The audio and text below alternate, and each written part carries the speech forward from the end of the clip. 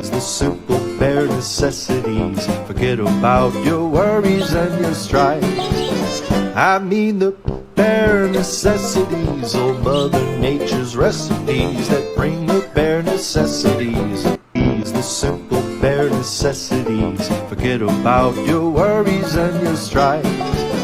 I mean the bare necessities. Old Mother Nature's recipes that bring the bare necessities. The simple bare necessities. Forget about your worries and your strife. I mean the bare necessities. Old Mother Nature's recipes that bring the bare necessities. Hi, I'm just going to assume you don't know any better, but I'm going to educate you. Asking pronouns in 2022 now is kind of like saying the N-word. It's a derogatory thing now. We now go by adjectives. So it's more proper to use somebody's adjectives or to ask them their adjectives. And that's okay. You know, we could all do better, okay? And, you know, as long as you do better, that's all that matters. You know, we're all growing. My adjectives are sexy and gorgeous. So in a sentence, you would say, hey, that's sexy over there. Or, hey, gorgeous, come over here for a minute. So those are my preferred adjectives. Thanks for asking. Hi, I'm just going to assume you don't know any better, but I'm going to educate you. Asking pronouns in 2022 now is kind of like saying the N-word. This map is complete fucking nonsense. In 60 seconds, a tutorial. What do you mean this map is nonsense? I saw it in my elementary textbook. Here's what I mean. I bet you didn't know how big South America is, or how big Greenland is. Let me show you. And yes, Google Maps looks exactly the same. Let's start with the size of South America. As you can see, it is 6.888 million square miles. And we can see here that Greenland is only 836,300 square miles. Let's take a look at that original map again. No big deal, it just looks like you can fit South America into Greenland. Let's break it down again, shall we? 836,300 square miles versus 6.888 million square miles.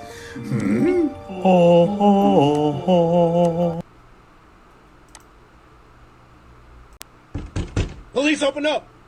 What do you want? We just want to talk. You have a warrant? No, but just come outside. We want to talk with you. I don't want to talk. How many of you are there? There's 2 of us, sir. Go then, talk to each other. It's the motherfucking Eagle Double G.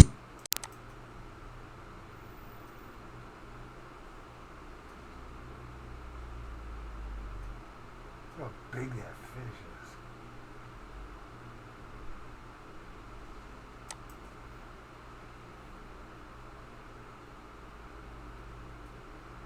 is. £643 bluefin tuna caught solo in a boat. Wow. Wow. Now that's a fish to feed it up. I'm Dr. Claire Craig. I'm a diagnostic pathologist and I am co-chair of the Heart Group. And I want to take you through the evidence that Pfizer just presented to the FDA on the 6-month to 4-year-old children. There's an awful lot about this trial that has shocked me and I think will shock you too. The trial recruited 4,526 children aged from 6 months to 4 years old. 3,000 of these children did not make it to the end of the trial. That is a huge number. 2/3 of them. Why was there this drop-off? That needs to be answered, and without an answer to that, on that basis alone, this trial should be deemed null and void. So what did the trial show? Well, they defined severe COVID as children who had a slightly raised heart rate or a few more breaths per minute. There were 6 children aged 2 to 4 who had severe COVID in the vaccine group, but only 1 in the placebo group. So on that basis, the likelihood that this vaccine is actually causing severe COVID is higher than the likelihood that it isn't. There was actually 1 child who was hospitalized in this trial. They had a fever and a seizure. They had been vaccinated. So now let's turn to what they defined as any COVID. And what they did was to utterly twist the data. They vaccinated the children and they waited 3 weeks after the first dose before the second dose. In that 3-week period, 34 of the vaccinated children got COVID and only 13 in the placebo group, which worked out as a 30% increased chance of catching COVID in that 3-week period if you were vaccinated. So they ignored that data. And then there was an 8-week gap between the second dose and the third dose, where again, children were getting plenty of COVID in the vaccine arm, so they ignored that data. There was then 7 weeks after the third dose, which they also ignored, which meant that in the end, they had ignored 97% of the COVID that occurred during the trial. And they just looked at tiny numbers, so tiny. In the end, they were comparing 3 children in the vaccine arm who had COVID with 7 in the placebo arm. And they said that this showed the vaccine was effective. Did you know? I didn't know. Wolves eat watermelon? Okay. Why not? Tastes good.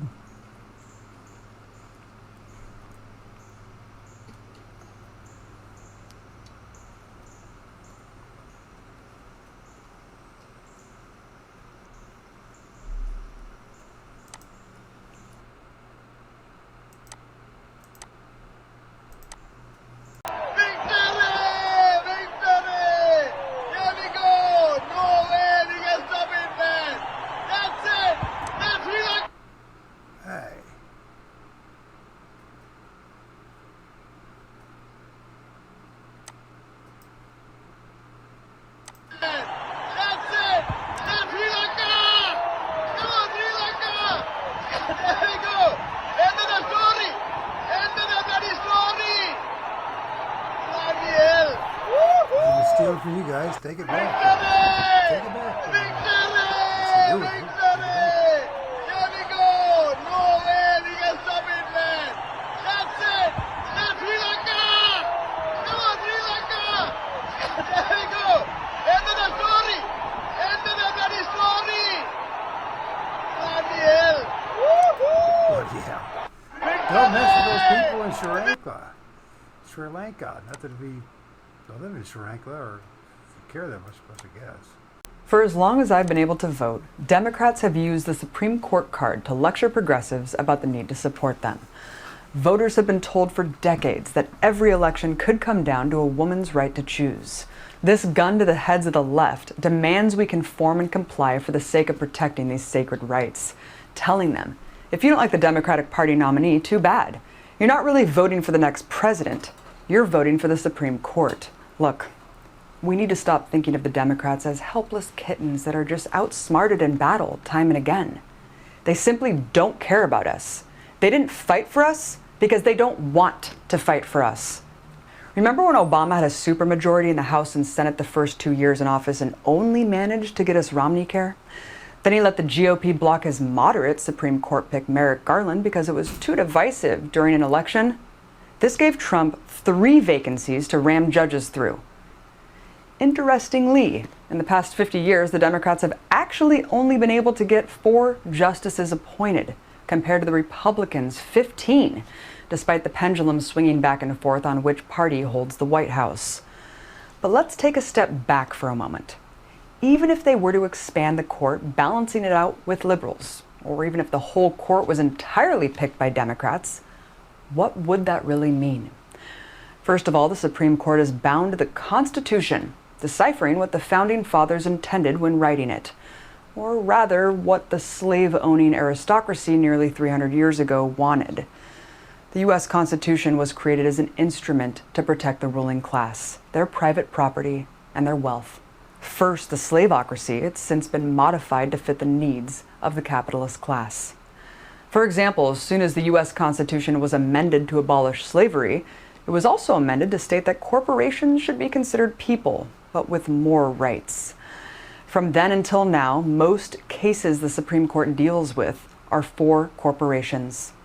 Secondly, the main purpose of the Supreme Court is to overturn anything passed by Congress deemed unconstitutional under this capitalist constitution. meaning the Supreme Court is explicitly undemocratic. In other words, if the democratically elected Congress passes anything democratically that the ruling class does not like, our SCOTUS lords can simply swoop in and scrap the whole thing. It really is the last line of defense for the super rich against progressive change. To block the gains of mass movements, even if they win that holy grail of pushing Congress or the White House left. Imagine what would happen if we won Medicare for all. While the demand to expand the court would be a progressive reform, it would still be stuck in this horrible framework and system of legal inequality. The entire Supreme Court really needs to be abolished, and we shouldn't be afraid to say it. And while we're at it, we need a new constitution too. This court is considered the great moral arbiter when they've often been on the wrong side of history. For example, codifying Jim Crow segregation and the internment of Japanese Americans in concentration camps. And who could forget when they handpicked our president, George W. Bush, after he lost the election?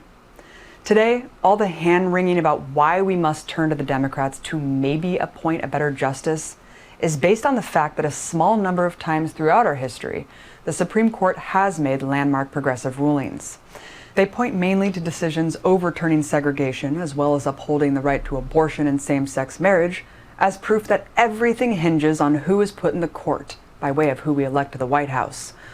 But a deeper look at those watershed cases tells a different story. In each one of those instances, it was not good-natured justices doing the right thing. Each of them were the result of mass movements in the streets, on the shoulders of decades of militant grassroots organizing that made this system fear making any other decision. In fact, Roe v. Wade happened in the first place under the reactionary Nixon administration and a right-wing Supreme Court. So a woman's movement today can defend it under the same circumstances. Millions are terrified about what this new court dynamic will mean, and it's a legitimate fear. Instead of letting them corral you into an unjust political system that makes you feel the only power you have is to vote, history shows us the power of the people can tip the scales. We need to look at our own potential, our own capacity to organize and defend our rights.